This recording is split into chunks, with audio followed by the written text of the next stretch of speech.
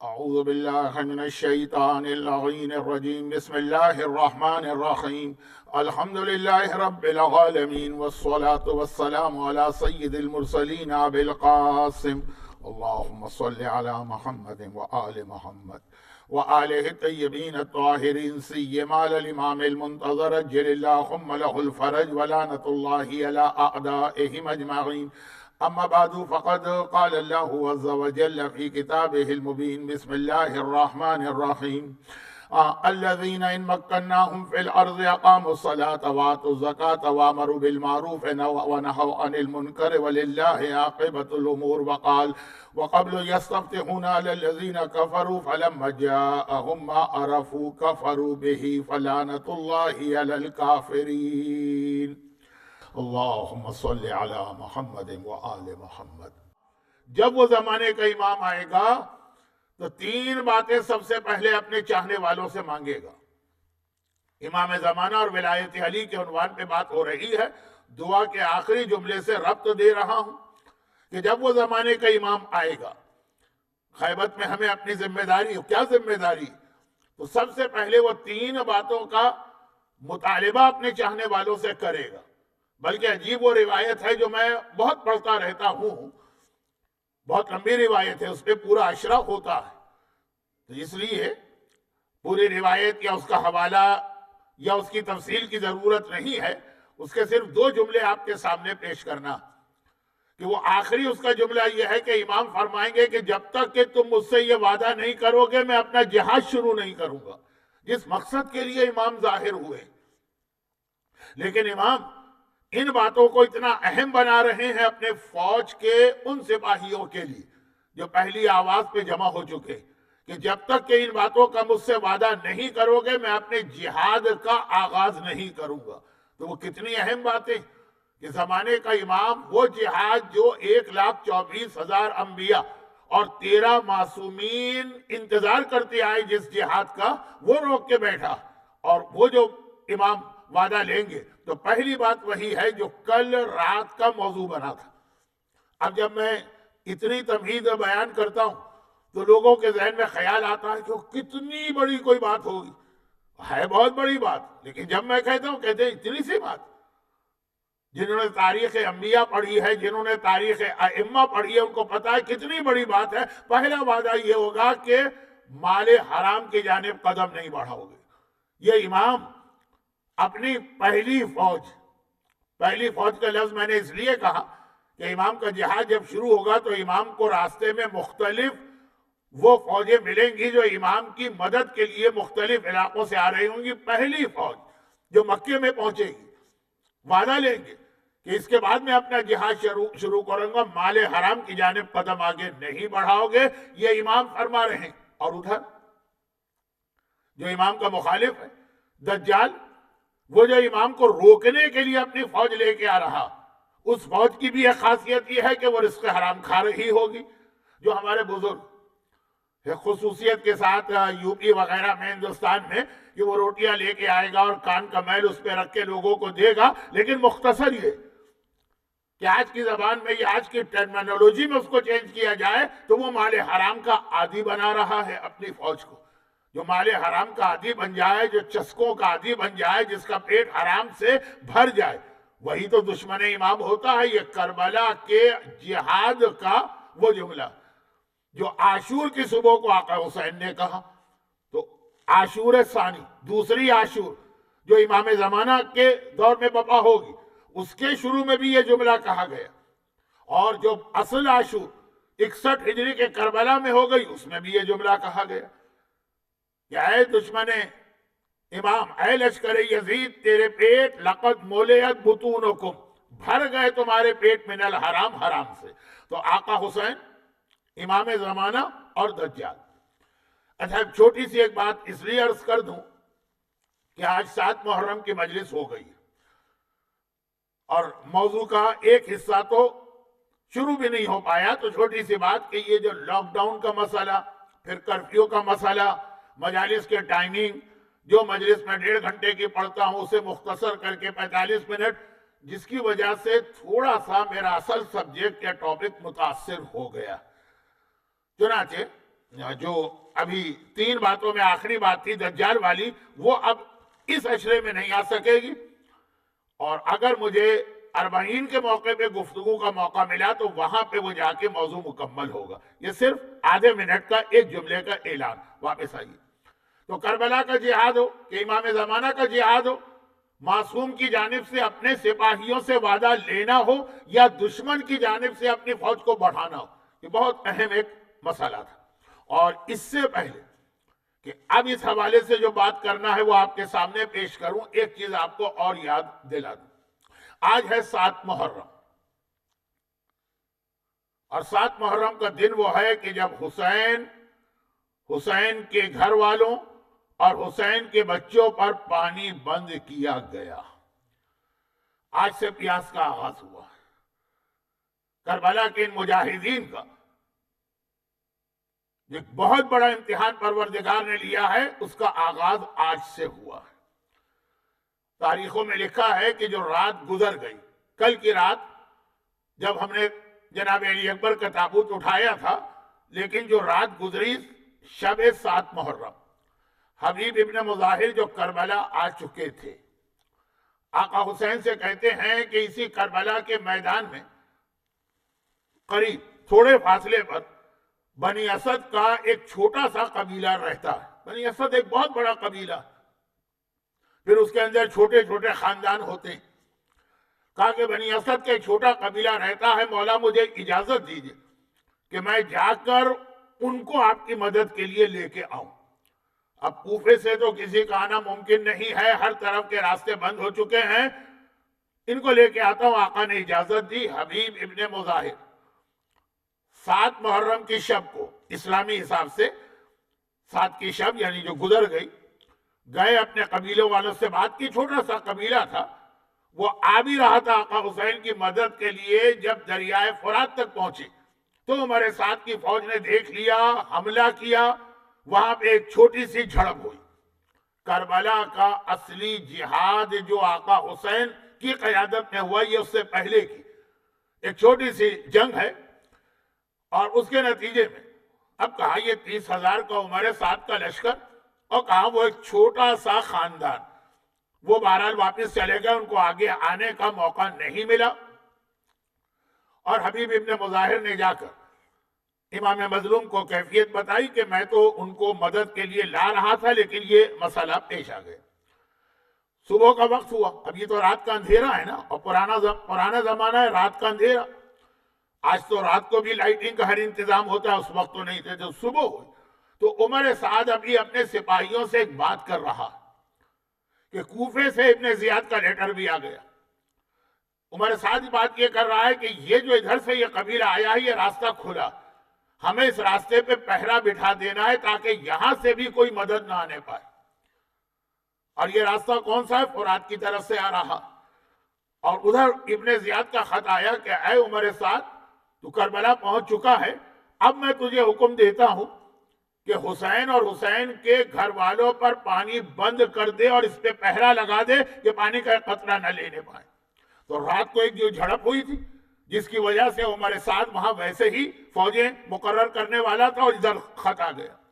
اور عجیب جملہ تھا اس خط کے اندر، گھر کے مجالس میں آپ سنتے ہیں، لیکن جب اتنی بات میں نے کہہ دی تو وہ آدھا منٹ کا جملہ بھی کہہ دوں کہ حللتہو علی اہل الیہود والنصارى وحرمتہو علی اہل بیت علیہ وعلی اہل بیت، اس فرات کے پانی کو میں نے حلال کیا یہودیوں اور عیسائیوں پر، اور اس کو میں نے حرام کیا ہے حسین اور حسین کے گھر والوں پر۔ یہ لکھ رہا ہے باقاعدہ کہ یہودی کو اجازت ہے، عیسائیوں کو اجازت ہے، میں پرمیشن دیتا ہوں، لیکن خبردار حرمتہو، میں نے حرام کیا ہے اس فرات کے پانی کو علیہ حسین پر وعلی اہل بیت ہی، اور حسین کے گھر والوں پر۔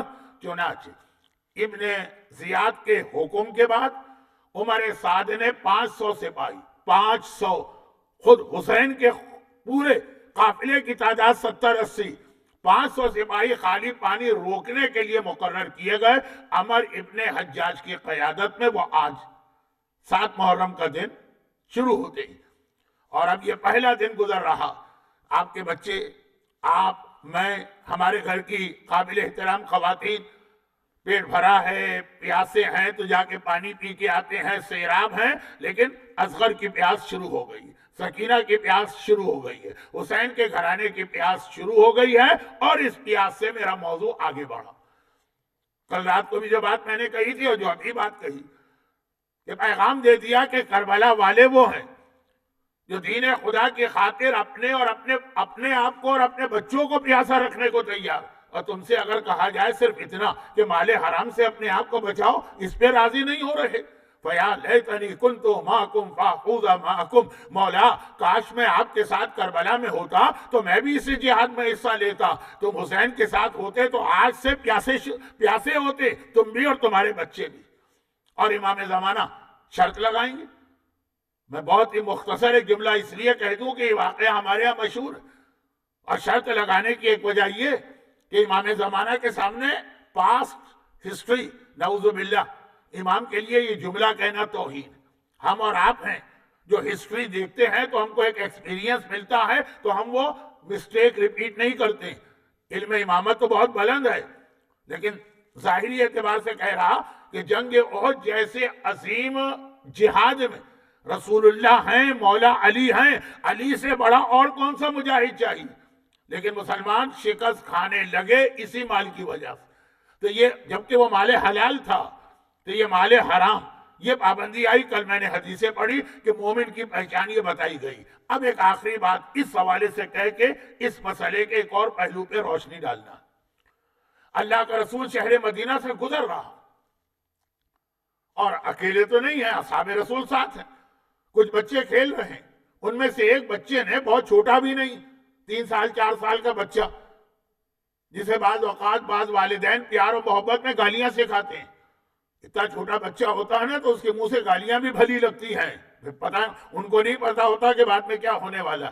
یہ بچہ اتنا چھوٹا بھی نہیں ہوگا، تقریباً کوئی 10-11 سال کا، لیکن ہے نابالغ، جس پر کوئی حکم خدا نہیں آتا۔ وہ پیغمبر کو دیکھتا ہے، پیغمبر کی شان میں گستاخی کرتا ہے اور ایسے ایسے جملے کہتا کہ اصحاب رسول تو برداشت نہ کر سکے، بچہ ہوگا، لیکن ہمارے سامنے پیغمبر کی شان میں گستاخی۔ اس نے دیکھا کہ لوگ مجھے پکڑنے آ رہے ہیں، وہ بھاگا، لوگ اس کے پیچھے بھاگ رہے ہیں، پیغمبر نے روک دیا، کہاں جا رہے؟ کہا یا رسول اللہ یہ مدینہ ہے، مکہ نہیں ہے۔ مکہ تھا کہ جہاں ابو جہل، ابو لہب، ولید، عتبہ، شیبہ ان کی حکومت تھی، اور آپ کی شان میں کوئی گستاخی کرتا تھا تو ہم مجبور ہو جاتے تھے۔ یہ تو ہمارا شہر ہے، یہاں ہمارے پاس حکومت ہے، ہمارے سامنے کوئی آپ کی شان میں گستاخی کرے ہم برداشت نہیں کر سکتے۔ پیغمبر نے کہا بچے کا قصور نہیں ہے، اس کے باپ کا قصور ہے۔ اچھا اس کے باپ کو لوگ جانتے ہیں؟ حیران ہوگا کہ یا رسول اللہ وہ تو آپ سے اتنی محبت کرتا، آپ کے نام پہ وہ اپنی جان قربان کر دے۔ پیغمبر نے کہا لیکن قصور باپ کا ہے، چلو میں بھی بتاتا ہوں۔ اس کے گھر پہنچے، اس کو تو یقین بھی نہیں آیا، اللہ میں اتنا خوش قسمت کہ اللہ کا رسول چل کے میرے گھر میں آ رہا۔ گھبرا گیا، اس کی سمجھ میں نہیں آ رہا کیسے پیغمبر کو ویلکم کروں، لیکن دیکھا کہ مجمع جو ہے نا بالکل خاموش سناٹے کے عالم میں ہے۔ اس کی خوشی ذرا کم ہوئی تو اندازہ ہو گیا کہ کوئی غلط بات ہوئی۔ کسی صحابی سے پوچھا یہ کیا ہے؟ کہا یہ ہے تمہارے بیٹے نے بھرے بازار مدینہ میں پیغمبر کی شان میں گستاخی کی۔ اور یہ جو سننا تو وہ آ گیا غصے کے عالم میں، اور گھر کے اندر گیا، تلوار لے کے آیا، گردن اڑا دوں گا اس بچے کی، نہیں چاہیے مجھے ایسی اولاد جو پیغمبر کی شان میں گستاخی کرے اور پیغمبر کا دشمن بنے۔ پیغمبر نے کہا کہاں جا رہا ہے؟ غلطی تیری۔ اب دیکھیں کیا غلطی بتا رہے ہیں۔ کیا یہ غلطی بتا رہے ہیں کہ تم نے اپنے بیٹے کو چیزیں سکھائیں، یا تم نے اپنے بیٹے کی زبان خراب کی؟ جو میں نے کہا نا کہ ہمارے ہاں بہت سے گھروں میں بچوں کی زبان خراب کی جاتی ہے بچپنے میں، کہ اس وقت بچے کی زبان سے وہ چیزیں بھی اچھی لگتی ہیں۔ پیغمبر نے کہا تم نے؟ یا رسول اللہ میں نے تو ہمیشہ اپنے گھر میں آپ کی محبت کا سبق دیا۔ کہا ایک بات یہ بتاؤ، وہ زبانی باتیں نہیں چلتی ہیں، پیغمبر فرماتے یہ بتاؤ تمہارے گھر میں جو روزی آتی ہے، جو پیسے آتے ہیں جس سے تم اپنے گھر والوں اور اپنی اولاد کو پال رہے ہو، وہ سب حلال ہے کہ حرام؟ ایک ایکسکیوز شاید قابیل کے زمانے سے لے کے آج تک ایز اٹ از چلا رہا، ہر دور میں، ہر زمانے میں، ہر کلچر میں ایک ایکسکیوز، وہ کیا؟ سر جھکا کے کہتا ہے یا رسول اللہ آپ کو پتا ہے نا کہ مارکیٹ میں ہمارا کمپٹیشن ہے مدینے کے یہودیوں سے، بازار مدینہ ہے، یہودی اس کے بزنس پہ چھائیں، اگر اتنا حلال حرام کا خیال کرنے لگے تو گھر میں تو واقع ہو جائے روٹی چٹنی بھی ہم کو نہ ملے، تو بزنس میں تو کرنا ہی پڑتا ہے فراڈ اور دھوکہ۔ یہ میرے جملے ہیں، وہ اس کا پیغام یہ، ہر حرام کمانے والا قابیل سے لے کے آج تک ہمیشہ حرام کے لیے دلیل لے کے آئے گا کہ بھئی زمانہ بڑا خطرناک ہے، آج کل خرچے اتنے ہو گئے ہیں، آمدنی اتنی کم ہے، گزارا نہیں ہوتا، حرام تو کرنا ہی پڑتا۔ دکاندار ہے وہ کہے گا ورنہ دکان میں تالا لگ جائے گا، بزنس مین ہے وہ کہے گا ورنہ مجھے بزنس بند کرنا پڑے گا، جاب کرنے والا ہے وہ کہے گا ورنہ مجھے ریزائن کرنا پڑے گا۔ اب یہ وقت نہیں ہے، کرفیو بھی اپنی جگہ ہے، اصل کرفیو اپنے پیٹ پہ لگائیے، اصل کرفیو اپنے زبان پہ لگائیے کہ جس کے اندر پیغمبر نے کہا وہ ساری باتیں تمہاری ایک طرف۔ بس یاد رکھو جس نے اپنی اولاد کو حرام پر پالا اس نے اپنی اولاد کو دشمن امام اور دشمن رسول بنایا۔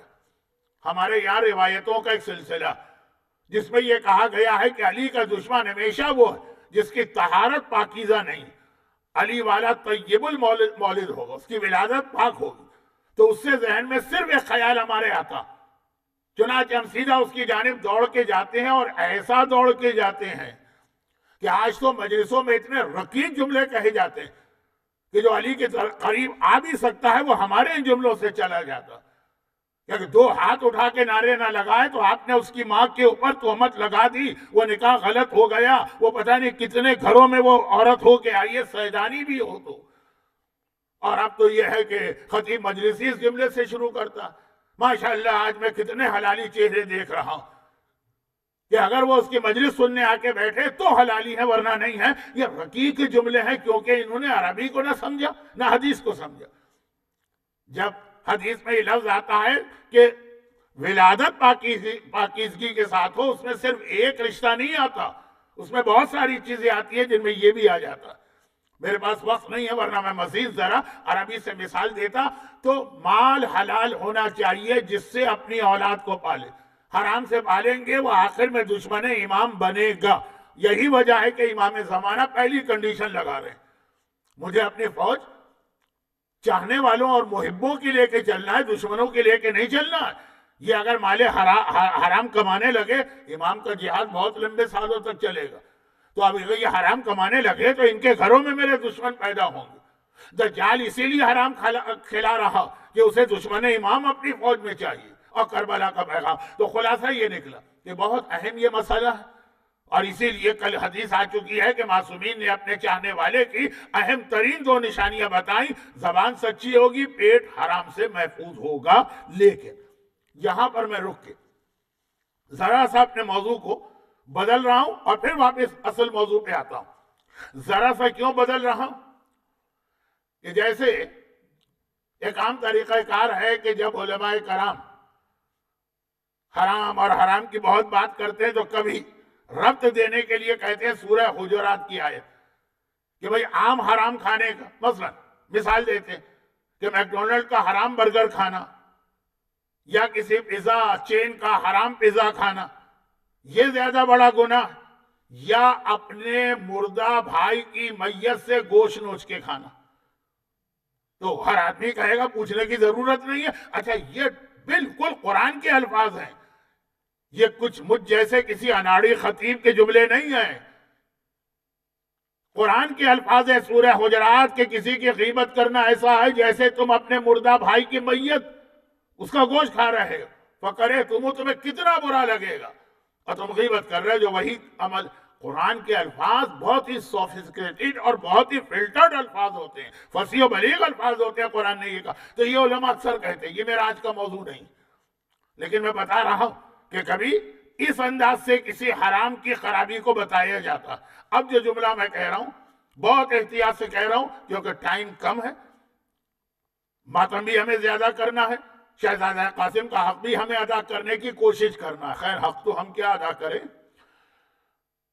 تو جلدی میں کہیں جملہ کوئی غلط نہ ہو جائے۔ مرزا حسین نوری جنہوں نے کربلا معلیٰ کی پیدل زیارت کے مردہ رواج کو یا مردہ سنت کو دوبارہ اس طرح زندہ کیا کہ آج آپ جا کے دیکھ لیجئے 2 کروڑ اور 3 کروڑ زائرین جایا کرتے تھے. ابھی کووڈ کا مسئلہ اپنی جگہ کتنے دنوں کا ہے, پھر اس سے زیادہ زائرین جائیں گے. تو یہ مرزا حسین نوری بہت پرانے عالم نہیں, 120 سال پہلے ان کا انتقال ہوا. وہ اپنی ایک کتاب میں یہ واقعہ لکھ رہے ہیں, بلکہ ایک نہیں 2 کتابوں میں. کہتے ہیں کرمان کا واقعہ, کرمان شاہ ایران کا ایک شہر ہے, اور آغا محمد کے پاس ایک آدمی آیا. بہت چھوٹا واقعہ ہے, ٹائم نہیں لگے گا. میرا اندازہ ہے کہ یہ آغا محمد جو ہے یہ شیخ نہیں, یہ آغا باقر وحید بہبانی کے جو بیٹے, یہ ان کا ذکر ہے. کیونکہ جب آپ تو یہ دیں گے نا, تو اب جتنے بڑا عالم ہوگا جواب کی اہمیت ہوگی. اور آغا وحید بہبانی کس شخصیت کا میں نے نام لے دیا. زبان پہ بار خدا یہ کس کا نام آیا کہ نطق میں بوسے, تو وہ جو ہے نا کہ اتنی عظیم شخصیت. میں شعر پڑھتے پڑھتے رک جاتا ہوں کہ یہ یامیازہ کی وہ تاریخیں ہیں کہ امام کی شان والے اشعار کے علاوہ نہیں پڑھنا چاہیے جب تک مجبوری نہ ہو. بہت عظیم عالم ہی. ان کے والد تو خیر کیا کہنا, ان کا تھوڑا تذکرہ آنے والی آخری 3 مجالس میں سے کسی میں ہوگا تھوڑا سا. اور آنے کے بعد کہا کہ میں نے خواب دیکھا ہے, اور آپ اس خواب کی تعبیر بتائیے, انٹرپریٹیشن. ہمارے عالم کا تو کام یہی رہ گیا, استخارہ دیکھے اور خواب دیکھے, اور اچھی تاریخ کون سی ہے شادی کرنے کے لیے بھئی یہ دیکھے. واجب کیا ہے, حرام کیا ہے, مسائل کیا ہے, عقیدہ کیا ہے, یہ کچھ نہیں. خواب میں نے یہ دیکھا ہے کہ آقا حسین کے بدن سے گوشت نوچ نوچ کے میں کھا رہا ہوں. کیسا خواب ہے دیکھیں. وہ آقا محمد یعنی مرضی اپنے زمانے میں سر جھکا دیا, نہیں جانتے کون آدمی. پھر سر اٹھا کے کہا کہ یہ بتا کہ ایسا تو نہیں ہے کہ تو ذاکری کرتا ہے اور مجلسیں پڑھتا. کیونکہ کہا کہ ہاں, لیکن آپ کو کیسے پتا چلا؟ کہا تیرا خواب بتا رہا ہے کہ تو مجالس میں غلط روایتیں پڑھتا ہے, جھوٹی روایتیں پڑھتا ہے, یا توہین والی روایتیں پڑھتا ہے. آج سے یہ روایتیں بند کر دے. اس نے ذاکری چھوڑ دی کہ بھئی میرے پاس اتنی معلومات تو ہے نہیں کہ میں فیصلہ کر سکوں صحیح کیا غلط کیا, لیکن باقاعدہ یہ آدمی کو ہلا دینے والا واقعہ ہے. تو اب رزق حرام کھانا وہ اپنی جگہ اتنا بڑا گناہ ہے, تو کوئی آقا حسین کے بدن کا گوشت نوچ کے کھائے. ہمارے یہاں آج کل 2 چیزیں ایسی آ گئیں کہ جس کی وجہ سے یہ سلسلہ بہت بڑھ رہا ہے. نمبر 1, ویورز, سبسکرائبر, لائک, یہ زیادہ ہونے چاہیے. باقاعدہ اب اس کی ایک کمپٹیشن کی ایسی فضا بن گئی کہ اب اس کو ہیلدی کمپٹیشن بھی نہیں کہہ سکتے, جس ہیلدی کمپٹیشن کو اسلام پسند کرتا, لیکن یہ وہ بھی نہیں. اور اب اس کی خاطر ہر ایسے آدمی کو جس کے دل میں یہ جذبہ ہے, اچھے لوگ بھی ہیں نا, دنیا چل رہی ہے, عذاب خدا نہیں آ رہا ہے, وجود امام زمانہ کی وجہ سے, اور امام زمانہ ان اچھے مومنین کی وجہ سے پردہ غیبت میں ہے کہ یہ بچا رہے ہیں میرے چاہنے والوں کو. لیکن ایک عام سا ماحول بنا کہ اب لائک, سبسکرائبر, ویوز اور کیا کیا چیزیں ہیں مجھے تو پتہ ہی نہیں نا, کیونکہ کبھی میری توجہ اس پہ نہیں ہوئی. اس کی وجہ سے اب ہر ایک کو کوئی نئی بات پڑھنا, اگر وہی بات پڑھے جو سب پڑھ رہے ہیں, تو کون اس کی مجلس کو لائک کرے گا, یا کون اس کی مجلس کے ویورز میں جائے گا, یا کون سبسکرائب کرے گا. یہ بڑھ جائیں اس چکر میں ایک نئی بات کہنا. تو بعض اوقات تو نئی بات نہیں کہہ پاتے ہیں, تو کم از کم تھمبنیل اس کا نیا بنا دیتے ہیں. لیکن کچھ لوگ اس چکر, تو اب اس کے نتیجے واجبات میں بھی, حدیثوں میں بھی, اور تاریخ کے واقعات میں بھی, اور مصائب کے اندر بھی کچھ نہ کچھ تبدیلیاں کرنا.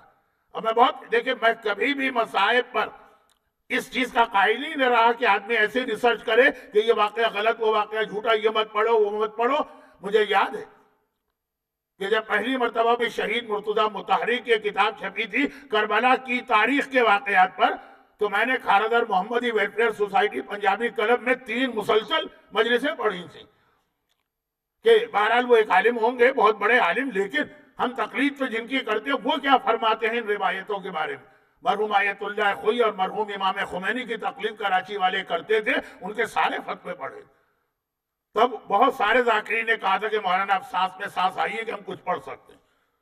تو میں تو کبھی اس کا قائل نہیں رہا، لیکن اگر بات بالکل نئی بنائی جائے یا توہین آمیز، بعض اوقات لوگ کہتے ہیں مولانا کیا مصائب انہوں نے پڑھے، ہم نے آج تک نہیں سنے. نہیں سنے ہوں گے کیونکہ یہ ہوئے ہی نہیں تھے کربلا میں، یہ تو کل ہی گھر میں بیٹھ کے بنائے گئے. اچھا اس میں بھی حرج نہیں، مجتہدین کہتے ہیں کہ آپ مصائب بھی بنا سکتے ہیں اگر وہ خلاف عقل نہ ہو اور توہین اہل بیت نہ ہو. لیکن جناب قاسم کی شہادت کے حوالے سے اب سلسلے کو اتنا بڑھا دیا گیا ہے، میں اصل موضوع سے ہٹا بھی نہیں ہوں اور مجھ کو اصل موضوع پر آنا بھی ہے، تو بہت مختصر کہ بات کہیں سے کہیں جناب قاسم کا لاشا پامال ہوا، طے شدہ بات. اور میں جب کبھی بھی جناب قاسم کے مصائب پڑھتا ہوں، اپنے استاد اور مرحوم علامہ طالب جوہری صاحب کے والد مرحوم مصطفیٰ جوہر کا ایک جملہ پڑھتا ہوں کہ نہیں پڑھتا ہوں ہمیشہ، تو قائل ہے، ہر آدمی اس کا قائل ہے لاشا پامال ہو. لیکن اب لاشے پامال کے مسئلے کو اتنا بڑھا دیا گیا کہ امام لاشا نہیں لائے، گٹھری اس طرح سے لائے کہ قاسم کے بدن کے ٹکڑے تھے. کنسپٹ یہ دیا جاتا کہ جناب قاسم کا لاشا پامال کا مطلب ہے ان کے جسم کا ایک ایک ٹکڑا الگ ہو گیا. نعوذ باللہ، ایسا توہین آمیز یہ تصور ہے صرف لفظ گٹھری کی وجہ سے. تمام تاریخوں میں یہ. اچھا میں بتا دوں کہ بعض علماء کا یہ کہنا ہے کہ جناب قاسم کا لاشا بھی پامال نہیں ہوا، روایت کو غلط سمجھا گیا، میں اس کو مانتا ہی نہیں، ہوا پامال لاشا.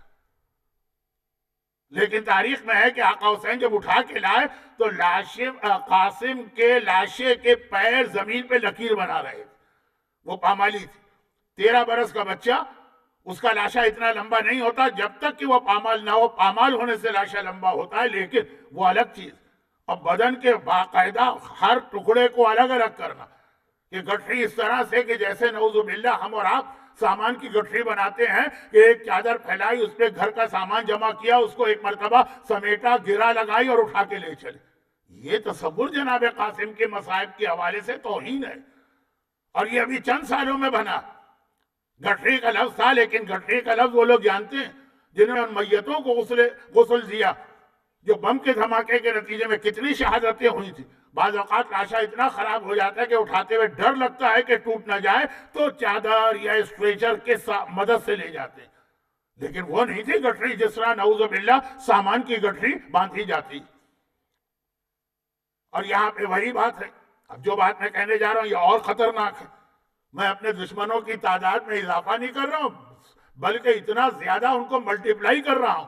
لیکن یہ چیز بیان کرنا کہ مصائب جناب قاسم لاشے کی پامالی بالکل حق، یہاں تک ٹھیک، مگر یہ توہین والا پہلو جو آ رہا، اور اس کے اندر ایک بہت بڑا دخل اس بات کا کہ ہمارے یہاں اسلام کی اہم عبادتوں میں سے ایک عبادت کو، جو عبادت ہے عقیدت والی، اس کو عقیدہ بنا لیا گیا. اچھا وہ بھی کوئی 50 سال پہلے تک تو ٹھیک ہوتا، آج نہیں. وہ کیا ہے؟ شاعری. شاعری مدحت اہل بیت، امام کا غم، مرثیہ، یہ افضل ترین عبادتوں میں ایک عبادت ہے، لیکن یہ عقیدت ہے. کیونکہ شاعری کی زبان نثر کی زبان سے مختلف ہوتی ہے، اس کے الفاظ کو اس طرح نہیں ہم نثر میں بیان کر سکتے. اگر امام خمینی نے کہا کہ میں چشم نرگس کا بیمار ہوں، تو یہ مطلب اس کا یہ نہیں ہے کہ وہ بیمار ہے مثلا. لیکن میں مجلس میں پڑھوں کہ بھائی میں کل بیمار تھا یا آج کل میں بیمار ہوں، تو اس کا یہی مطلب ہے کہ میں بیمار. تو شاعری الگ چیز ہے اور خطابت یعنی نثر کا بیان الگ چیز. ہمارے یہاں دونوں کو مکس اپ کر دیا گیا. اچھا پہلے زمانے کے شاعر جوہر صاحب قبلہ کے پاس میں دیکھتا تھا کہ راجے کے شاعر آ کے کلام چیک کراتے تھے کہ دیکھ لیجئے اس میں کوئی خلاف دین بات تو نہیں آ گئی، ہم عالم تو ہے نہیں. اب شاعری میں جو کہا جاتا ہے اس کو ہم نے عقیدہ بنا لیا. قرآن رہ گیا، حدیث رہ گئی، فلاں شاعر نے یہ کہا، وہ بھی آج کے زمانے کا شاعر. تو اس کی وجہ سے خرابی آ گئی. کیونکہ میں نے پوچھ لیا ایک شاعر سے کہ جی یہ جو آپ نے نوحے میں، بہت پرانی بات ہے لیکن جتنا میں پرانا ہوں اس سے زیادہ پرانی تو نہیں ہے، کہ یہ جو آپ نے کہا کہ گٹھری نوحوں میں بہت آیا ہے، اور جیسا میں نے کہا گٹھری صحیح بھی ہے، پھر وہ تصور کہ کپڑے کی گٹھری اس طرح بنائی گئی جیسے سامان، یہ جو لفظ ہے یہ کہاں سے آیا؟ کہا جی وہ ہم نے تو فلاں ذاکر سے سنا. وہ ذاکر کے پاس گئے، آپ پڑھتے ہیں یہ گٹھری یہ کہاں سے آئی؟ اسے کہا وہ فلاں کے نوحے میں نے سنا. یہ کہہ رہا ہے میں نے اس سے سنا ہے، وہ کہہ رہا ہے میں نے اس سے سنا ہے، وہ کہہ رہا ہے میں نے اس لیے کہا کہ اس نے روایت پڑھی، اس نے کہا میں نے روایت اس لیے پڑھی کہ اس نے نوحہ میں کہا ہے تو روایت ہوگی۔ یہ بڑی بڑی عبادتیں، نہ ان عبادتوں کا ثواب کم کرنا مقصد ہے، نہ اس کا مذاق اڑانا مقصد، بتانا یہ ہے کہ چونکہ اب اسی کو ہم لوگ اپنا عقیدہ بنا رہے ہیں، شاعری عقیدت ہے، عقیدت رکھیے، اور پہلے زمانے میں شاعر یہی کرتے تھے، وہ عقیدت سے پڑھتے تھے اور عقیدت ہی کا تقاضا مجمع سے بھی کرتے تھے۔ خیر یہاں پہ رک کے ایک بات آخری کہہ دوں، آقا حسین کے بدن کا گوشت نوچ کے کوئی نہ کھائے بس، لیکن یہ آخری بات کہہ دوں، اس میں ایک پیغام بھی، اور پیغام یہ ہے کہ شاعری جو ہے نا یہ بہت بڑی طاقت ہے، یعنی خطابت سے بڑی طاقت ہے۔ جو خطیب، میں خود جانتا ہوں اس بات کو، میں خطیب نہیں ہوں لیکن جانتا ہوں، 1 گھنٹے کی مجلس میں بات کہتا ہوں، اگر کوئی اچھا شاعر اور سمجھدار شاعر وہ ایک شعر میں وہ پورا پیغام دے دے گا۔ واقعاً جو مولا کی بھی حدیث ہے بلکہ رسول کی حدیث، ان من البیان للسحرۃ، شاعری کے اندر ایک جادو ہے، واقعاً بہت بڑی طاقت ہے، اور اس طاقت کو دین کے پروموشن کے لیے استعمال کرنا چاہیے، اور استعمال کیا ہمارے بزرگوں نے، وہ فرزدق سے لے کے میر انیس اور میر دبیر تک، بہت بڑی طاقت۔ اور یہ یاد رکھیے کہ یہ چیز دشمنوں نے زیادہ سمجھی۔ 2 دن پہلے میری مجلس میں ایک شاعر کا تذکرہ آیا تھا، شاعر بھی نہیں، شاعرہ، قرۃ العین طاہرہ۔ آج بہائی اور بابی مذہب جو موجود ہے، اور شیعت کے لیے اتنا بڑا چیلنج بنا تھا یہ بابی اور بہائی مذہب، اس کے پروموشن میں قرۃ العین طاہرہ کا جو حصہ تھا، جو اس کو پہلے امام مہندی مانتی تھی جس نے مذہب شروع کیا، اور پھر مرزا محمد علی شیرازی کو اللہ ماننے لگی کہ اللہ اس میں حلول کر گیا، لیکن شاعرہ تھی غضب کی، قادر الکلام۔ تو جنہیں یہ اپنی شیعہ تاریخ نہیں پتا، اپنے بہت سے شیعہ شاعر بھی بڑے متاثر ہیں اس سے، لیکن اتنا خلاف اسلام کہ اللہ اتر آیا کہ آخر میں اس کو 35 سال کی عمر میں قتل کیا گیا، حکم شریعت کی روشنی، بالکل گمراہ ہو رہا، لیکن اس نے اپنی شاعری سے مذہب کو کھڑا کر دیا، پیروں پہ کھڑا کر دیا، طاقتور بنا دیا۔ جیسے ہمارے یہاں اردو کے بہت سارے شاعر، منصور اور انالحق، ایک استعارہ، بدترین دشمن ہے یہ منصور امام زمانہ کا۔ شیخ صدوق نے قم شہر سے جوتے مار کے اس کو نکالا، بغداد میں اصل میں اس نے جب یہ دعویٰ کیا امام زمانہ ہونے کا، یا ان کا مخصوص وہ نائب ہونے کا جس میں امام اتر آتے ہیں، تو یہ قتل ہوا۔ لیکن اگر آپ غیر شیعہ چھوڑیں، شیعہ شاعروں سے بھی پوچھیں، ہر ایک ان کا قصیدہ پڑھتا نظر آئے گا۔ بلکہ ایک صاحب نے تو مجھ سے کہا کہ اقبال نے بھی تعریف کی، اقبال کی تعریف کا انداز اور ہے، فن کی تعریف ہے۔ اقبال نے تو کارل مارکس کی بھی تعریف کی ہے کہ پیغمبر نہیں ہے لیکن اس کی بغل میں کتاب ہے، یعنی پیغام اس کا پیغمبروں جیسا۔ تو تعریف فن کی تعریف ہے، وہ ہم بھی کریں گے۔ حافظ شیرازی وہ عظیم فارسی کا شاعر ہے جس کے دیوان سے لوگ، ایران کے لوگ فال نکالتے ہیں، قرآن کے استخارے سے زیادہ اہمیت دیتے ہیں۔ وہ دیوان کا پہلا شعر یزید کا شعر، کہ یزید جو تھا بہرحال شاعر تو تھا نا، مانا ہوا شاعر تھا، یہی تو اس کے مشغلے تھے جس کی بنا پہ اس کے خلاف اپرائزنگ ہوئی۔ تو یہ جو ہماری قوم کے شاعر ہیں، تو پہلے تو یہ کہ اپنا ذرا تاریخ پڑھ لیجئے، قرۃ العین طاہرہ جس نے بہائی مذہب کو زندگی دی، یا منصور جس نے امام زمانہ کی غیبت کے اندر اتنا فتنہ و فساد برپا کیا، یہ کون لوگ ہیں؟ اور اس طاقت کو استعمال کریں، کیونکہ اسلام ہر ایک سے یہ تقاضا کرتا ہے تم جہاں بیٹھے ہو تمہیں دین کی کوئی نہ کوئی خدمت کرنا۔ لیکن اب ہو کیا رہا؟ اب ہو یہ رہا ہے کہ دین کی خدمت اس کا نام ہے، سبسکرائبر کتنے ہیں، ویورز کتنے ہیں، لائک کتنے ہیں، جس کے نتیجے میں ہر شخص آگے بڑھ کے ہر مسئلے پہ بولنے کو تیار ہے، اور جو اصل دین سمجھنا ہے وہ کوئی تیار نہیں۔ مال حرام بدترین گناہ، لیکن ہمارے یہاں مال حرام کا کنسپٹ بھی، اب میں بات کر رہا ہوں ان لوگوں سے جو میری مجلس سن لیتے ہیں، میں کیا اس کی تعریف کروں اپنے مجمع کی، جو سن لیتے ہیں تو لوگ کہیں گے کہ واہ جو سنتا ہے تو آپ اس کو اتنی تعریف کریں، لیکن ذرا سے مذہبی لوگ، متقی لوگ، نمازی لوگ، واجبات و حرام کا احساس رکھنے والے لوگ، ان لوگوں کی میں بات کروں تو اب جب یہ بات کی جاتی ہے مال حلال، مال حرام، مال حلال، تو ان کے ذہن میں چند مخصوص چیزیں آ جاتی ہیں، اور وہ مطمئن ہو جاتے ہیں کہ ہم اس سے بچے ہوئے، بھائی ہم شراب نہیں بیچتے، یا ہم سود کے کاروبار میں حصہ نہیں لیتے، یا ہم کیسینوں میں جا کے پیسے نہیں کماتے، یا ہم کسی کے مال کی چوری نہیں کرتے، ڈاکہ نہیں ڈالتے، چلے ہم خمس بھی ریگولر دیتے ہیں، ٹھیک ہے، ساری چیزیں اچھی ہیں، لیکن لا علمی کی وجہ سے۔ اب حدیث سن لیجیے تاکہ میرا موضوع جو چل رہا ہے وہ بھی آگے بڑھتا رہے۔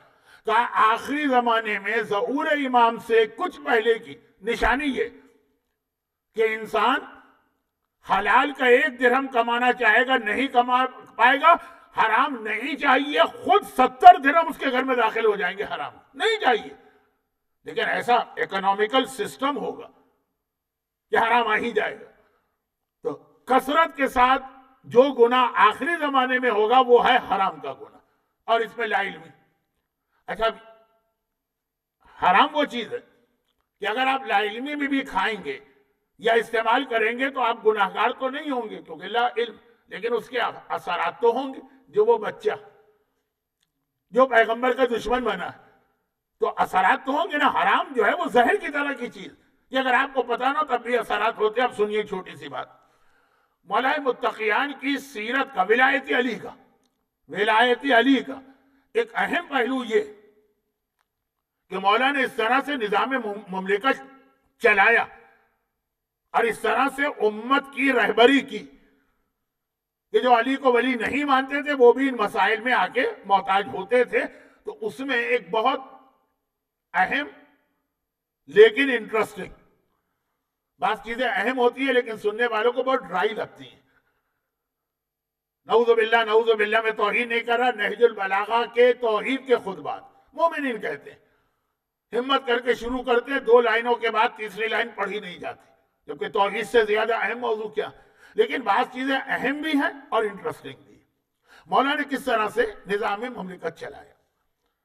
اچھا، ایک بات میں بتا دوں، میں نے پہلی یا دوسری مجلس میں کہا کہ میرے مولا کو 3.5 سال، یہ 4.5 سال ظاہری حکومت ملی، اور اس میں علی نے ایک توہین کا لفظ تو نہیں اور ایک سیمپل پیش کیا کہ کیسی ہوتی ہے حکومت امام، تاکہ جو امام زمانہ کی حکومت کے لیے تڑپ رہے ہو دیکھ لیں کہ یہ حکومت ہوگی۔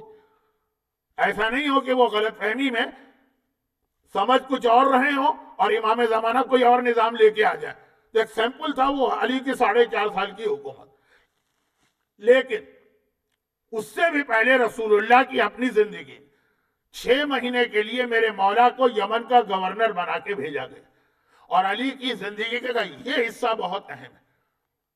شاید یہ جملہ آپ نے کئی بار سنا ہو، کیونکہ غدیر کے واقعے کے حوالے سے کہا جاتا ہے نا کہ جب رسول اللہ نے آخری حج کیا تو پنجتن میں سے 4 معصوم مدینے سے آئے تھے، مولا مدینے سے نہیں آئے تھے، مدینے میں تھے ہی نہیں، وہ یمن میں تھے، اور یمن اور مدینہ بالکل ڈیفرنٹ ڈائریکشن میں، یمن ہے نارتھ میں، یمن ہے ساؤتھ میں، مدینہ ہے نارتھ میں، اور مکہ بیچ میں۔ تو علی وہاں سے آئے تھے 6 مہینے کے بعد۔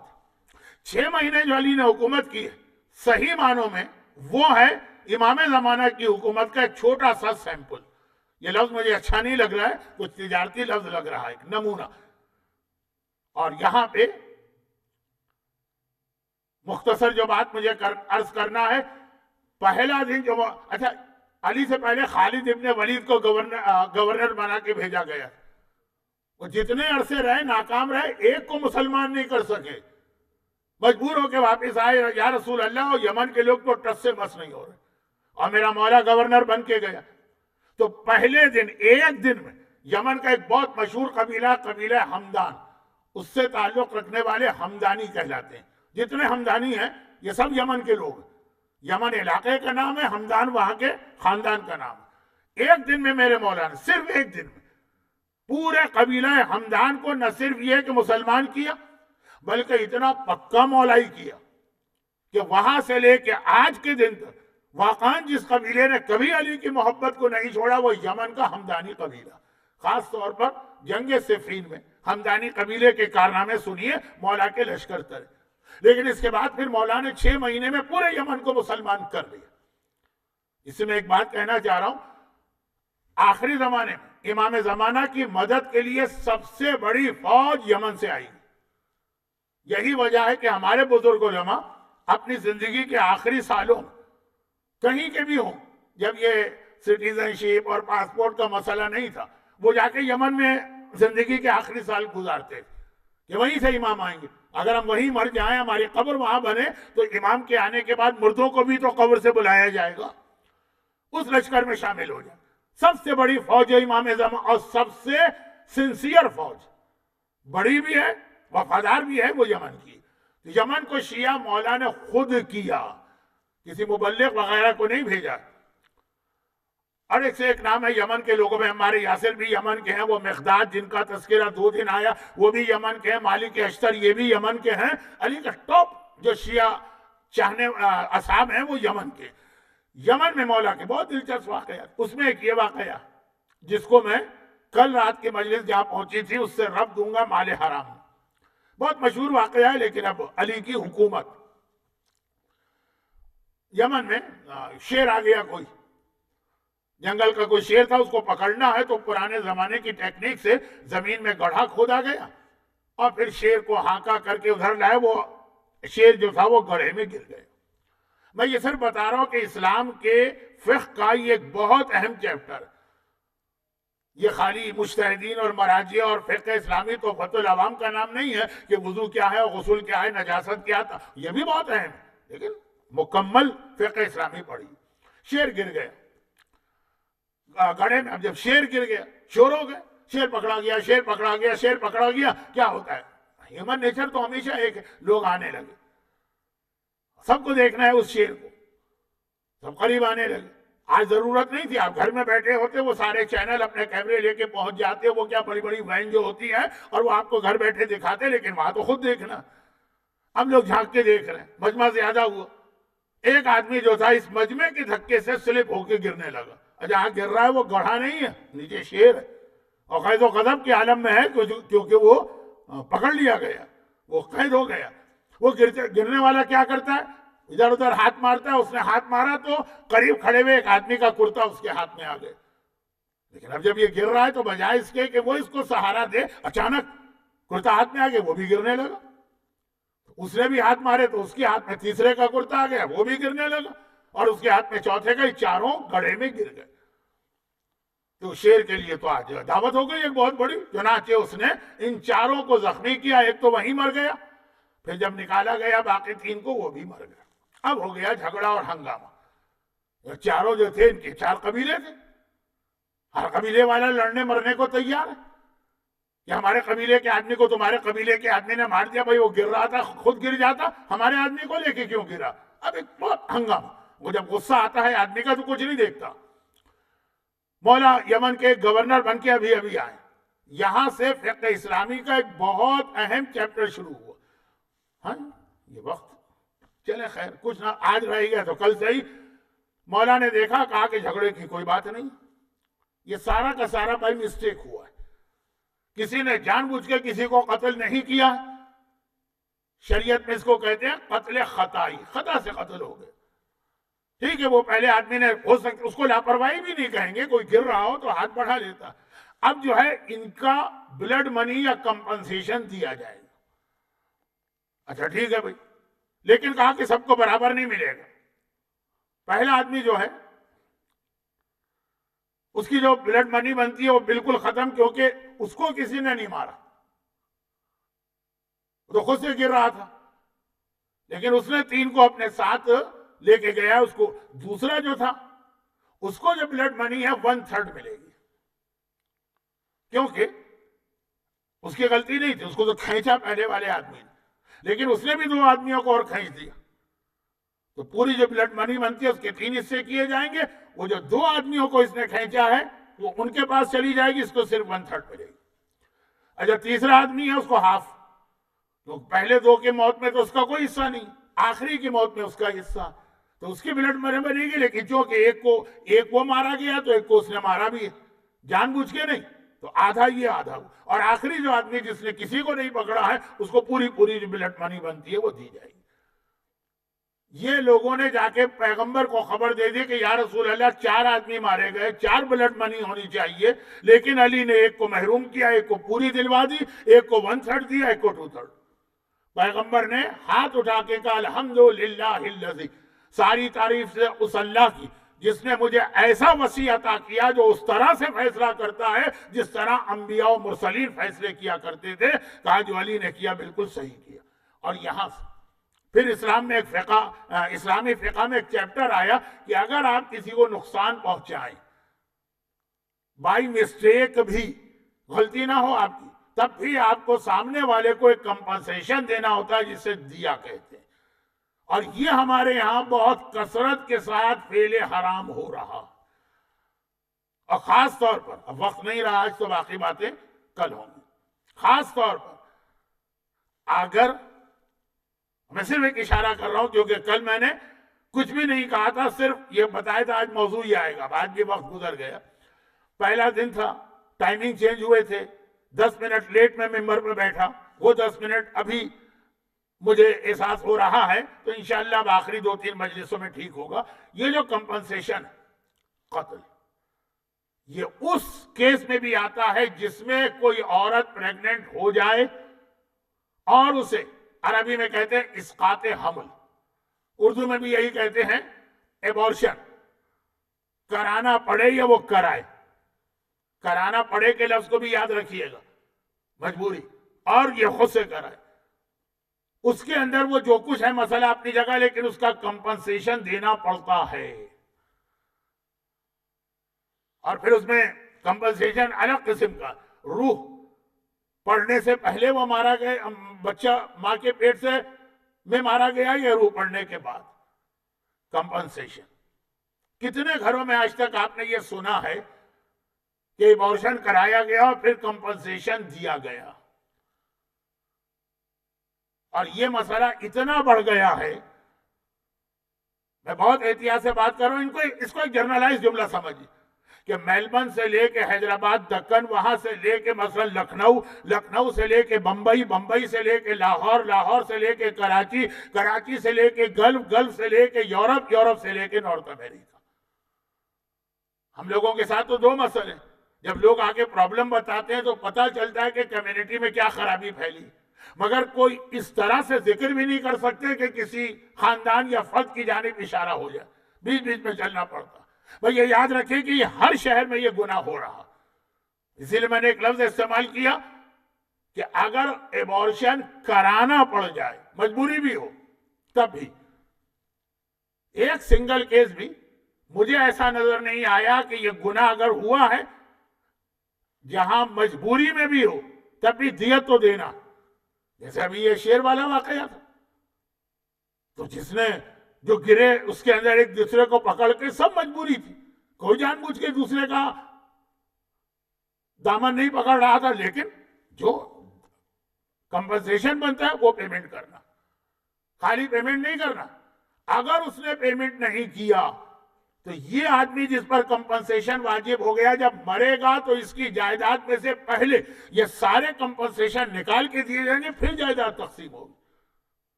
اپنی 50 سال کی فقہی زندگی میں ایک کیس مجھے ایسا نہیں ملا. لوگوں کو یہی پتہ نہیں کہ کس کو ہم دیں گے، کس پر واجب. اچھا یہ ایک بات ہو، اس کے ساتھ برابر کا ایک جملہ سن لیجئے، باقی باتیں کل. اور وہ یہ کہ خالی کمپنسیشن بھی نہیں، اس کے ساتھ اکثر کیسز میں کمپنسیشن تو 100%، لیکن یہ 100% نہیں، اکثر کیسز میں اس ایبورشن کرنے والے یا کرنے والی کو اس گناہ کبیرہ کا کفارہ دینا پڑتا ہے. تو اب اس میں کیا آ گیا، جہاں گناہ ہو تو اب وہ جو ایبورشن جہاں مجبوراً کرانا پڑتا وہ گناہ کے کیس نہیں. البتہ ہم اور آپ جسے مجبوری سمجھتے ہیں اس کو اسلام مجبوری نہیں مانتا، وہ ایک الگ بحث ہے، وقت نہیں، بعد میں بات ہو جائے گی. کفارہ، اور کیا کفارہ ہے؟ کبھی ہم جب سنتے تھے کہ ایک آدمی روزہ نہ رکھے تو اس پر واجب ہے کہ یا تو 60 غریبوں کو کھانا کھلائے یا 60 روزے مسلسل رکھے. یہی سوچتے تھے کون ہوگا جو ایک روزہ چھوڑ رہا ہے تو 60 روزے رکھے گا، بہتر ہے 60 غریب کو کھانا کھلا دے. یہ ایبورشن کا کفارہ ہے کہ روزے ووزے نہیں، 60 نہیں، کھانا وانا نہیں، 60 روزے اس بچی کو یا جس نے یہ عمل کیا مسلسل رکھنا پڑے گا. 60 روزے وہ اپنی جگہ کفارہ دینا. اتنی طاقت آج کے دور میں کس میں؟ اور مجھے تو ایسے کیسز ملتے ہیں 4 5 دفعہ یہ ابارشن ہوا. البتہ میں نے کہا کفارہ ان کیسز میں ہے جہاں مجبوری نہ ہو. جہاں مجبوری ہو وہاں کفارہ تو نہیں ہے، لیکن یہ کیا ہے؟ اگر یہ نہیں کیا، مسئلہ یہ نہیں ہے کہ کیا واجب ہے، مسئلہ ہے جس نے یہ نہیں کیا اس کا مال حرام ہو گیا. اس نے شراب نہیں بیچی، اس نے سود نہیں کمایا، اس نے کیسینو میں جا کے پیسے نہیں لوٹو میں یا جوئے میں جیتے، لیکن یہ جو اس کے مال میں دوسرے کا حق آ گیا اس نے نہیں دیا. قرضہ لے کے دبا لینا جتنا بڑا گناہ ہے یہ لا علمی میں ہو رہا ہے. لیکن وہی بات، مال حرام تو آ رہا جو امام نے فرمایا، ایک حلال کو نہیں ہوگا، حرام زبردستی تمہارے گھر میں داخل ہو جائے گا. اور اس سے کون بچے گا؟ صرف وہ بچے گا جس سے یہ خیال رہے کہ دنیا میں جتنے اللے تللے کر لو، قبر میں جا کے مرنے کے بعد اس کا جواب دینا، جس کو اپنی موت یاد ہو. لیکن موت کو جتنے اچھے طریقے سے حسن کے یتیم قاسم نے یاد دلایا، جتنے اچھے طریقے سے قاسم نے موت کو یاد دلایا، شاید دنیا کی تاریخ میں اس طریقے سے موت کو کسی نے یاد نہ دلایا. آج ہمیں کربلا کے اس شہید کا ماتم کرنا ہے جو اپنی ماں کی ساری امیدوں کا مرکز تھا. دیکھیے، اگر کوئی عورت جوانی میں بیوہ ہو جائے، جوانی میں، اور اس کے کوئی اولاد نہ ہو، تو زندگی کا طریقہ الگ ہوتا ہے. بڑھاپے میں بیوہ ہو طریقہ الگ ہوتا ہے. لیکن جوانی میں بیوہ ہو اور ایک اولاد بھی ہو، اس ماں کی ساری تمنائیں اس کا یہی بیٹا ہوتا ہے. اور تمنائیں میں کسے کہہ رہا ہوں؟ تمنائیں میں اس کو کہہ رہا ہوں کہ ماں جو جوانی میں بیوہ ہوئی، اس نے دوسرے الفاظ میں کہی کہ شادی کا ابھی صحیح معنوں میں کوئی سکھ بھی نہیں پایا، لیکن وہ اپنے اس بیٹے کو دیکھتی ہے اور اس کو دیکھ دیکھ کے جیتی ہے، اور سوچتی ہے کہ وہ وقت آئے گا کہ جب جوان ہوگا میں اس کی شادی کروں گی، اس کے سر پہ صحرا سجاؤں گی، اس کے لیے دلہن لے کے آؤں گی، اور زندگی بھر کی کلفتیں اور تکلیفیں بھول جاؤں گی. یہ ام فروا بھی ماں ہیں، اور ایسی ماں ہے جو جوانی میں بیوہ ہوئی. ام فروا کی ساری تمناؤں کا مرکز جو ہے وہ قاسم. اور ایک بات اور یاد رکھیے، اہل بیت کے گھرانے میں ام فروا کی اس مظلومیت کی وجہ سے، یعنی لیلا تھی، کربلا تک سہاگ سلامت تھا نا، بیٹا جوان ہو گیا اس وقت تک سہاگ سلامت، رباب ہے سہاگ سلامت ہے نا. ام فروا اس اہل بیت کے گھرانے میں، پنجتن کے گھرانے کی وہ خاتون ہیں جو جوانی میں بیوہ ہو گئی ہیں، تو پورے اہل بیت کی توجہات کا مرکز ہے. خاص طور پر ہمارے یہاں ایک جملہ اس لیے کہا جاتا ہے کہ جہاد کربلا کے حوالے سے یہ بہت ضروری کہ زینب کو حسین سے کتنی محبت، مگر زینب کو حسن سے بھی کم محبت نہیں ہے. حسن مجتبیٰ بھی زینب کا ویسا ہی بھائی ہے جیسے حسین زینب کے بھائی ہے. تو زینب کو جب کبھی ام فروا پہ نگاہ پڑتی ہے، حسن مجتبیٰ یاد آ جاتے ہیں، حسن کے کلیجے کے ٹکڑے یاد آ جاتے ہیں، حسن کو یاد کرتی ہیں. اور ام فروا اور ان کی مظلومیت بھی دیکھ رہی ہے کس طرح سے صرف دشمنی اہل بیت میں ان کو بیوہ کیا گیا. اکثر ایک جملہ کہتی تھی، یہ نام زینب کبریٰ کا جملہ، ام فروا کی امیدیں ہیں قاسم. اور زینب اکثر کہتی ہیں، اے ام فروا، سارے عرب کی عورتیں میرے پاس آتی اور آ کے یہی کہتی ہیں کہ آپ مشکل کشا کی بیٹی ہیں، آپ حلال مشکلات کی بیٹی ہیں، ہماری فلاں حاجت ہے، ہمارا فلاں مسئلہ ہے، ہمارے لیے فلاں دعا کر دیجیے. بڑی میری خواہش ہے کہ اے ام فروا، کبھی تم بھی تو مجھ سے کوئی بات کہو، تم بھی تو کوئی حاجت طلب کرو، کبھی تم بھی تو میرے سامنے کوئی مشکل پیش کرو. بڑی تمنا ہے. جب بھی حسن یاد آتا ام فروا دیکھا، اور یہ جو کہ سارے عرب کی عورتیں آئیں، میں سب کے لیے دعا کرتی ہوں، تم میری بیوہ بھاوج.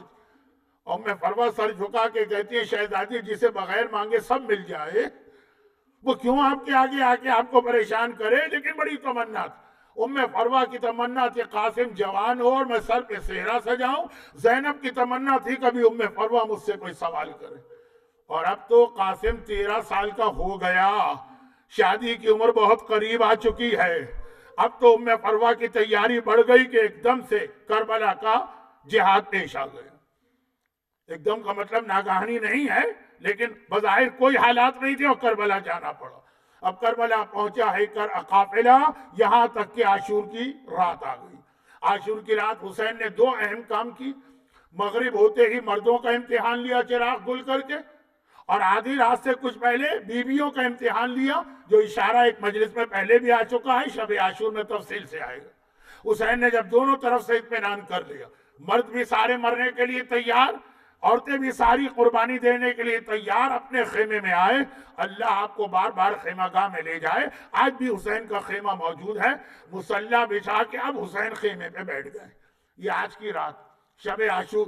حسین نے یہی کہہ کے تو مانگی تھی نا کہ میں نے ساری زندگی اللہ کی عبادت کی ہے، دنیا سے جاتے جاتے یہ آخری رات بھی اللہ کی عبادت کرنا چاہتا ہوں. مسلح بچھا کے بیٹھ گئے. اور جب آدمی دعا میں بہت زیادہ کنسنٹریشن کرے تو ہاتھ بلند ہوتے ہیں، چہرہ آسمان پہ جاتا ہے، آنکھیں بند ہو جاتی. ایک دم حسین کو لگا کہ کوئی میرے پہلو میں آ کے بیٹھا. یہ آدھی رات سے زیادہ کا وقت گزر گیا، ہر ایک اپنے خیمے میں ہے. یہ کون ہے؟ آقا نے آنکھیں کھول کے دیکھا تو کیا دیکھا؟ میرا یتیم بھتیجا 13 برس کا قاسم میرے پہلو میں بیٹھا. بس ایک بار قاسم کو دیکھا. اب میں نے کہا نا، زینب کو بھی حسن سے اتنی محبت ہے جتنی حسین سے، اور حسین کو بھی حسن سے اتنی محبت ہے. اپنا یتیم بھتیجا دیکھا. ایک مرتبہ کہا، قاسم بیٹا یہ کربلا کا جنگل ہے، چاروں طرف اندھیرا، چاروں طرف سناٹا، چاروں طرف خاموشی. تیری ماں خیمے میں اکیلے رہ گئی ہوگی. دن کا وقت ہوتا تو اور بات تھی، رات کا وقت ہے، ماں کو چھوڑ کے یہاں کیوں آ گیا؟ جا کے اپنی ماں کے پاس بیٹھ. اور اللہ نے آپ کو کربلا میں جناب ام فروہ اور قاسم کا خیمہ بھی دکھایا تو ہے نا. کہا وہاں جا کے بیٹھ. قاسم نے ہاتھ جوڑے اور کہا، چچا میں خود سے نہیں آیا ہوں، میری اماں ہی نے تو مجھے آپ کے پاس بھجوایا ہے، اور ایک سوال دے کے بھجوایا ہے. میری ماں مجھ سے تھوڑی دیر پہلے کہنے لگی، قاسم بیٹا تو یقیناً حسن کا لال تو ہے، لیکن میں نے تجھے دودھ پلایا ہے، ایسا نہ ہو کل کے جہاد میں تو بچہ ہے ڈر جائے اور دشمن کا لشکر کہے حسن کا بیٹا تو نہ ڈرتا، یہ ام فروہ کے دودھ کی خرابی ہے، بس مجھے ایک اطمینان دلوا دے. قاسم سے کہہ رہی ایک امتحان دلوا، ایک اطمینان دلوا دے. آقا سے جا کے اتنا پوچھ لے کہ کل کے مرنے والوں میں تیرا نام شامل ہے کہ شامل نہیں ہے. اللہ، 13 برس کا بچہ جس کے سہارے ماں نے ساری زندگی گزاری ہے، اور تڑپ کے کہہ رہی ہے کہ بیٹا بھئی یہ تصدیق کرا دے کہ کل کے شہیدوں میں تیرا نام ہے کہ نہیں. اماں نے بھیجا، چچا بس بتا دیجئے کیا جواب دوں. حسین نے کوئی جواب نہ دیا. قاسم کو گلے سے لگایا، قاسم کے بدن کو سونگنے لگے. سونگتے جاتے ہیں ایک ہی جملہ کہتے ہیں، قاسم بیٹا تیرے بدن سے مجھے بھائی حسن کی خوشبو آ رہی ہے. کاش میرا بھائی حسن آج ہوتا اور دیکھتا کربلا میں اس کا حسین کس امتحان میں ہے. لیکن قاسم کو تو بے چینی ہے نا، دوبارہ سوال دوہرایا. جب تیسری بار بھی کوئی جواب نہ ملا، بلکہ حسین رکے. کہا قاسم بار بار 3 بار مرنے موت کی بات کر رہا، کیفا عندک الموت، موت ہے کیسی تیری نگاہ میں؟ پتا بھی ہے موت کسے کہتے ہیں؟ 13 برس کا ہاشمی شیر خدا کا پوتا سینہ تان کے کہتا ہے، چچا احلی من العسل، شہد سے زیادہ میٹھی اور خوشگوار ہے، لیکن آپ نے بتایا نہیں میرا نام ہے کہ نہیں. حسین پھر خاموش. اب قاسم سمجھ گئے. ایک مرتبہ سر جھکا کے کہا، چچا ایسا لگ رہا ہے کہ کل کے شہیدوں میں میرا نام نہیں ہے، میں بڑا بدقسمت رہوں گا. اب حسین کو پیار آ گیا. قاسم تو اپنے لیے پوچھتا، ارے کل کے شہیدوں میں تو اصغر کا نام بھی شامل ہے. ہاشمی شیر کو جلال آ گیا. چچا کیا یہ بے حیا فوج ہمارے خیموں میں آ جائے گی کہ اصغر کے گہوارے تک پہنچ جائے گی؟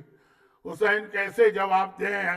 قاسم فوج یہاں نہیں آئے گی، تیرا چچا اصغر کو لے کے وہاں جائے گا.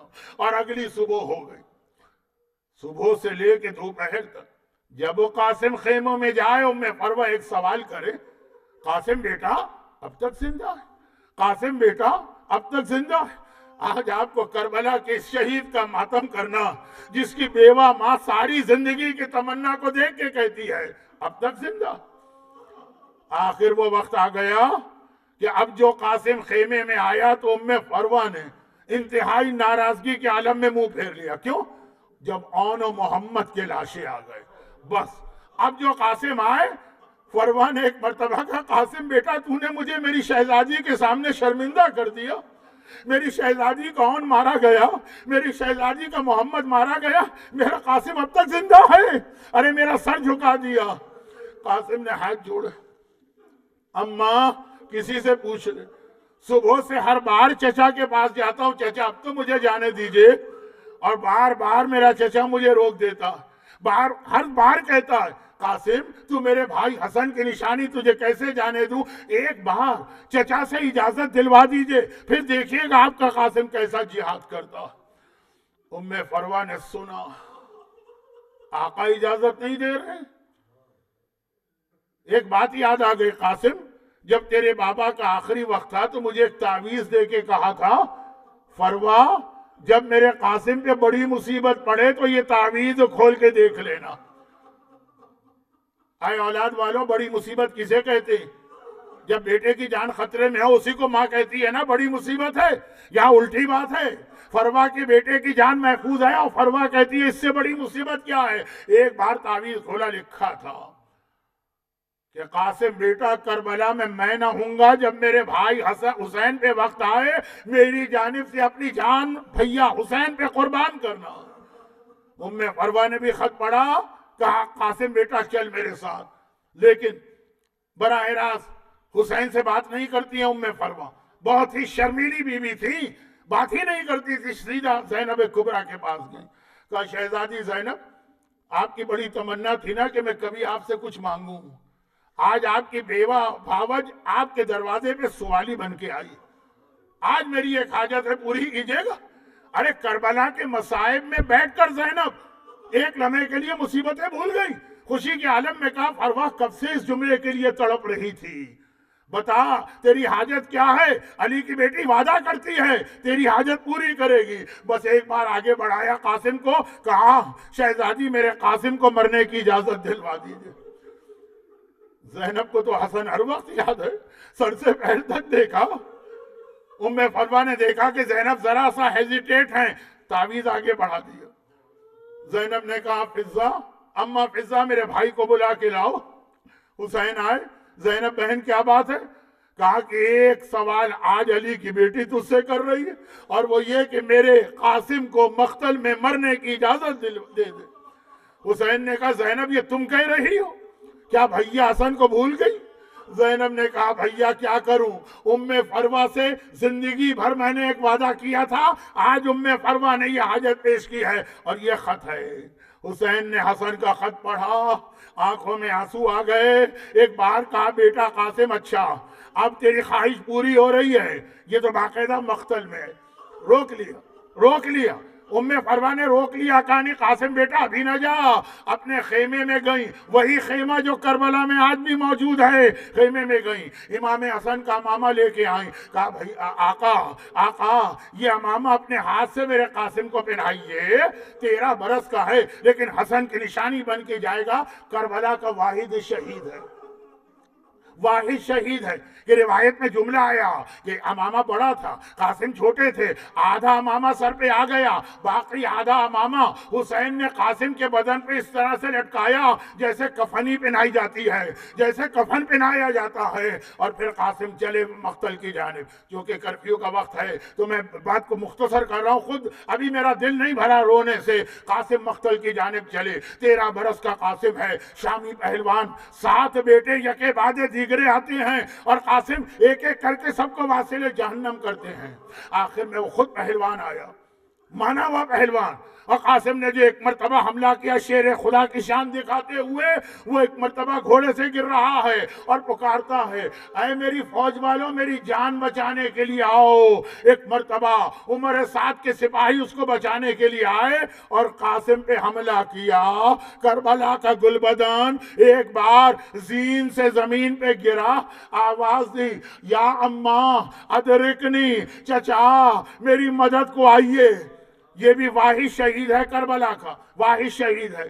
پھر مقتل میں لکھا ہے اتنی تیزی سے حسین قاسم کے سرہانے آئے، کسی اور شہید کے سامنے نہیں آئے تھے، اتنی تیزی سے کہ لشکر عمر سعد بھی گھبرا گیا، سوچ بھی نہیں سکتا تھا، چنانچہ سپاہی بھاگے اور اس طرح بھاگے کہ ادھر کے سپاہی ادھر دوڑے، ادھر کے سپاہی ادھر دوڑے۔ گھوڑے دوڑ رہے ہیں، کیا زمین کربلا خالی پڑی ہے؟ نہیں، گل بدن 13 برس کا گل بدن زمین کربلا پہ ہے، ادھر کے گھوڑے ادھر، ادھر کے گھوڑے ادھر۔ وہ حالت ہو گئی قاسم کی کہ امام زمانہ نے ایک بار سلام کیا، میرا سلام کربلا کے شہید پر جس کی دائیں پسلیاں ٹوٹ کے بائیں طرف آ گئیں، بائیں پسلیاں ٹوٹ کے دائیں طرف آ گئیں۔ میرے مرحوم استاد مولانا جوہر صاحب کہتے تھے کربلا ایک امتحان ایسا ہے کسی شہید کا اللہ نے نہیں لیا، حسین کا ساتھ کسی نے نہیں دیا، صرف قاسم نے دیا ہے۔ یا تو حسین کا لاشا پامال ہوا یا قاسم کا لاشا پامال ہوا ہے، مگر وہ بھی ایک فرق ہے، حسین مارے گئے تھے تب لاشا پامال ہوا، حسن کا گل بدن زندہ تھا، سانسیں لے رہا تھا۔ ادھر کے گھوڑے ادھر، ادھر کے گھوڑے ادھر۔ اور ایک بار حسین سراہنے پہنچے، بھتیجے کی حالت دیکھی، آنکھوں میں آنسو آ گئے، کہا قاسم تیرے چچا پر یہ بہت شاق ہے، تو نے پکارا اور ایسے وقت آیا، مگر قاسم نے ایک بار آنکھیں کھولی اور آنکھیں کھولتے ہی کہا بابا میرا سلام لیجئے۔ ارے کیا قاسم پہچان نہیں پا رہے ہیں؟ حسین آئے ہیں، بابا کہہ کے سلام کیوں کر رہے؟ وجہ یہ ہے ادھر قاسم گھوڑے سے گرے، ادھر جنت البقیع سے حسن مجتبیٰ نکلے، تیزی سے کربلا آئے۔ قاسم بیٹا گھبرانا نہیں، تیرا باپ تیری مدد کے لیے آ رہا ہے۔ اور دونوں ایک ساتھ قاسم کے سراہنے پہنچے۔ قاسم کا بدن پامال، آقا نے ابا بچھائی، قاسم کو ابا پہ لٹایا، اٹھا کے لے چلے، سینے سے لگا کے، پیر زمین پہ لکیریں بنا رہے۔ اور ادھر حسین خیمے کے دروازے پہ پہنچے ہیں، خیمے میں داخل نہیں ہو رہے، بہت دیر ہو گئی، بیویاں انتظار کر رہی ہیں۔ زینب گھبرا کے باہر آئیں اور ایک مرتبہ کا بھیا قاسم کا لاشا اتنی دیر سے کیوں آ رہا ہے؟ حسین نے کہا یہ جو ابا ہے اس میں قاسم کا لاشا ہے، لیکن ذرا آہستہ بولو کہیں ام فروا نہ سن لے، کیونکہ اس وقت اس بیٹے کی حالت ایسی نہیں ہے کہ کوئی ماں اپنے بیٹے کی حالت دیکھے۔ بھئی یہ جملہ ام فروا نے سن لیا، ایک بار وہ بھی باہر نکل کے آئیں، آقا ذرا دکھاؤ تو میرا قاسم کیسا ہے۔ اب جو آبا ہٹائی، ماں نے بیٹے کی حالت دیکھی، ایک عجیب جملہ کہا، آخری جملہ زحمت تمام، ایک مرتبہ کا شہزادی زینب، شہزادی کلثوم، شہزادی رباب، اے لیلا ذرا آ کے مجھے مبارکباد دو، میری قربانی تو سب سے زیادہ قبول ہوئی ہے، ذرا آ کے دیکھو۔ ارے میرا گل بدن قاسم، آئے قاسم، ام فروا کے دل کا سہارا، قاسم کا ماتم۔